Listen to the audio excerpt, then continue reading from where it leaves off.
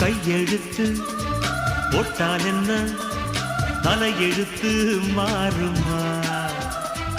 உயிரெழுத்து என்னை விட்டு மெய்யெழுத்து வாழுமா?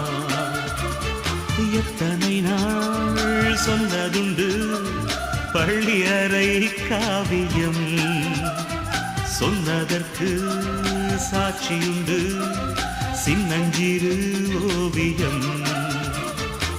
ஓடைக்கு தென்றல் மீது இன்று என்ன கோபம்? ஒட்டாமல் எட்டி சென்றால் யாருக்கு என்ன லாபம்? நீ சின்னமான் என் சொந்தமான். கல்யாணம் கச்சேரி கால் கட்டு எல்லாம் ரயிலேறி போயாச்சிடு.